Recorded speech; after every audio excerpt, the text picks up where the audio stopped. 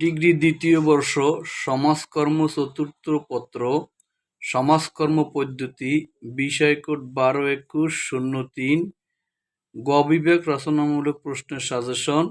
সমাজকর্ম পদ্ধতি বলতে কি বুঝো? সমাজকর্মের মৌলিক ও সহায়ক পদ্ধতির মধ্যে পারস্পরিক সম্পর্ক আলোচনা করো। ব্যক্তি সমাজকর্মের সংজ্ঞা দাও। পালম্যানের সংজ্ঞার আলোকে ব্যক্তি সমাজকর্মের উপাদান, প্রয়োগক্ষেত্র এবং ব্যক্তি সমাজকর্মের নীতিমালা আলোচনা করো। সামাজিক দল কি? মানব জীবনে সামাজিক দলের গুরুত্ব আলোচনা করো। বাংলাদেশে দল সমাজকর্মের নীতিমালা আলোচনা করো। দল সমাজকর্ম অনুশীলনের ক্ষেত্রগুলো আলোচনা করো এবং সামাজিক দলের শ্রেণীবিভাগ উল্লেখ করো।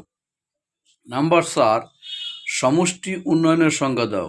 সমষ্টি উন্নয়নের ধাপসমূহ সহ সমষ্টি উন্নয়নের লক্ষ্য উদ্দেশ্য বর্ণনা করো এবং সমষ্টি উন্নয়ন ও সমষ্টি সংগঠনের পার্থক্য উল্লেখ করো।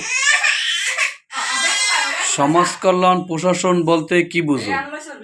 সমাজকল্যাণ প্রশাসনের কার্যাবলী ও সমাজকল্যাণ প্রশাসনের লক্ষ্য উদ্দেশ্য গুরুত্ব আলোচনা করো। সামাজিক কার্যক্রমের উদ্দেশ্য, পর্যায় ও সামাজিক কার্যক্রমের প্রয়োজনীয়তা আলোচনা করো।